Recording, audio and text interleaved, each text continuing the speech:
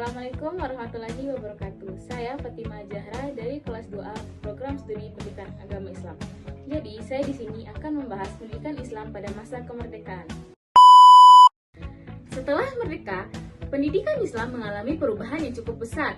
Jika pada masa kolonial pendidikan Islam sering dibatasi, maka setelah kemerdekaan pendidikan Islam mulai diakui sebagai bagian penting dari sistem pendidikan nasional.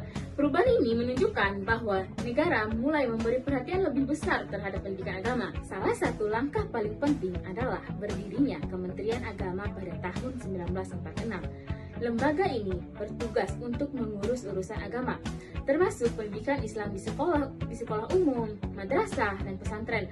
Dengan adanya kementerian ini, pendidikan Islam memiliki wadah resmi dalam pemerintahan. Jadi, pada bulan Desember 1946, pemerintah mengeluarkan keputusan bersama yang menetapkan bahwa pembelajaran agama harus diberikan di sekolah umum mulai 1 Januari 1946. Ini merupakan kebijakan yang sangat penting karena sejak saat itu pendidikan agama Islam masuk ke sekolah negeri secara lebih teratur. Dalam pelaksanaannya, pembelajaran agama diatur oleh Menteri Pendidikan dan Menteri Agama secara bersamaan. Pada sekolah rakyat dan sekolah lanjutan, pendidikan agama diberikan dengan jam tertentu dan dilakukan secara resmi. Walaupun jam pembelajaran belum banyak, kebijakan ini menjadi langkah awal agar peserta didik mendapatkan bekal keagamaan di sekolah umum. Jadi, pendidikan Islam tidak lagi hanya ada di luar sekolah, tetapi mulai menjadi bagian dari kurikulum nasional. Selain pada sekolah umum, madrasah dan pesantren tetap berkembang.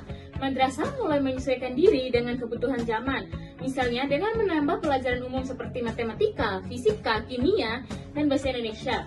Selain pembelajaran agama, pesantren juga tidak tertinggal karena banyak pesantren mulai mendirikan madrasah atau sekolah umum agar santri dapat memilih pilihan pendidikan yang lebih luas. Organisasi Islam seperti NU dan Muhammadiyah juga punya peran besar dalam memperjuangkan pendidikan Islam. Mereka ikut mendorong agar pendidikan agama tidak diabaikan oleh negara dan tetap menjadi bagian dari pembentukan karakter bangsa.